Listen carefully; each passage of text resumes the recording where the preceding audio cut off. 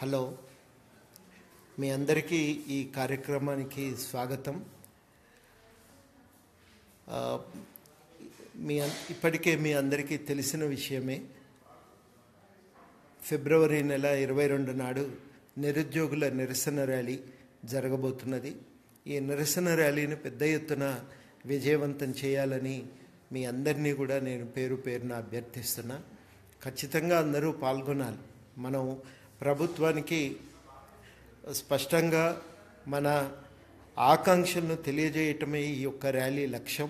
అంతకు మించినటువంటి ఏ ఉద్దేశాలు లేవని కూడా ఈ సందర్భంగా నేను మీ అందరికీ విజ్ఞప్తి చేస్తూ ఉన్నా.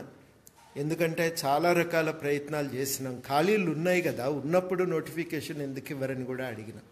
కానీ ఆ నోటిఫికేషన్లు ఇప్పటి వరకు రాకపోవటం చాలామందికి తెలుసు.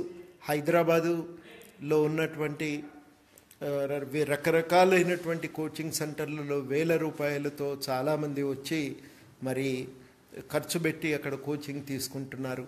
ఇక్కడే రూములు కిరాయి తీసుకొని వేల రూపాయలు ఖర్చు పెట్టి వాళ్ళందరూ ఎగ్జామ్స్కు తయారవుతున్నారు. నోటిఫికేషన్ వస్తుందో తెలియదు, రాదో తెలియదు. చాలా ఇబ్బందికరమైనటువంటి పరిస్థితుల్లో ఆవేదనతో ఉన్నారు. ఇంటికి పోయి ఉందామంటేనేమో ఇంత చదువుతున్నా నీకు ఉద్యోగం రాలేదంటే ఏదో ఒక తప్పు చేసే ఉంటావని తల్లిదండ్రుల భావన. ఎందుకంటే ఉద్యోగాలు వస్తున్నాయని చెప్పి గవర్నమెంట్ ఇచ్చిన ప్రకటనలు పత్రికలో వస్తున్నాయి, కానీ ఇది వాస్తవానికి ఆ ప్రకటనలు అమలుకు మాత్రం నోచుకోవటం లేదు. అమలు కావటం లేదన్న సంగతి ఊళ్ళల్లో తెలియదు తల్లిదండ్రులకి. కాబట్టి వాళ్ళు మీకున్నటువంటి లోపాల వల్లనే ఉద్యోగం రావటం లేదనే ఒక భావనకు వస్తున్నారు. రెండవది ఏంటంటే, చాలామంది ఈ సమాధానం చెప్పలేక ఊళ్ళల్లోకి పోలేక హైదరాబాదులోనే ఉంటున్నారు. పోనీ ఇక్కడ ఉందామంటేనేమో ఖర్చుతో కూడుకున్న పని, పైసలు అడిగితే ఇంట్లో విసుక్కుంటారు. కాబట్టి ఒక నిరాశమయమైనటువంటి వాతావరణంలో ఇవాళ యువకులు మనకు కనబడుతున్నారు. ఇది మంచిది కాదు. ఎక్కడ నిరుద్యోగులు సంఖ్య పెరుగుతుంటుందో, యువకులు నిరాశ నిస్పృహలతో ఉంటారో అది దేశానికే మంచిది కాదని చెప్పి పెద్దలు పదే పదే అంటుండేది. ఇక ఆ దేశానికి అరిష్టమే అది అని చెప్పి కూడా చాలామంది పెద్దలు చెప్తూ ఉంటారు. అట్లాంటి సందర్భం ఇవాళ చాలా ఒక తెలంగాణలో వ్యాప్తి చెంది ఉంది. దానికి ఇవాళ ఉన్న ప్రభుత్వాలు కారణమని అంటలేదు, కానీ 20 సంవత్సరాలుగా అమలైనటువంటి సరళీకరణ విధానాలు మొత్తం మీద ఉద్యోగ కల్పనకు సంబంధించిన అంశాలపై దృష్టి పెట్టలేదు.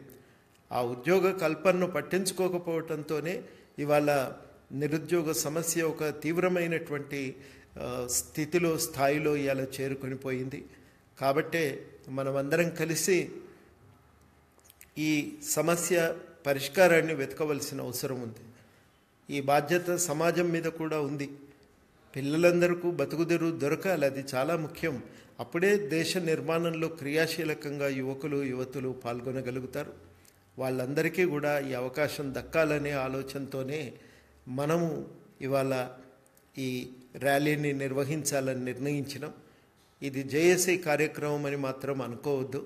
జేఏసీఓ పిలుపునిచ్చింది. అందరం కలిస్తే ఇది ఉమ్మడిగా నిరుద్యోగ సమస్య పరిష్కారం కోసం జరగవలసిన ఓ కార్యక్రమంగా మిగిలిపోతుంది. హైదరాబాదులో మనం చూస్తుంటాం, పలానా రోజు జాతర అంటే ఎవరి బోనాలు వాళ్ళు అమ్మవారికి సమర్పిస్తుంటారు. అదేవిధంగా 22 నాడు మన కొలువుల కోసం మనం ర్యాలీ నిర్వహిస్తున్నామని ఎవరి బాధ్యతగా వాళ్ళు దాంట్లో పాల్గొనాలి. మిత్రులందరినీ కదిలించి దీనికి తీసుకొని రావాలని చెప్పి మీ అందరినీ కూడా ఈ సందర్భంగా పేరున ఇవాళ విజ్ఞప్తి చేస్తున్నాం. మేము కూడా అన్ని విద్యార్థి యువజన సంఘాల నాయకులను కూడా కలుస్తున్నాం. వారందరినీ మాట్లాడి ఈ ర్యాలీని విజయవంతం చేయటానికి సహకరించవలసిందిగా మేము విజ్ఞప్తి కూడా చేయబోతున్నాం. కాబట్టి ప్రతి ఒక్కరూ మిత్రులను కలిసి మీరు ఈ ర్యాలీలో పాల్గొనటానికి కదిలి రావాల్సిందిగా ఈ సందర్భంగా విజ్ఞప్తి చేస్తున్నాం.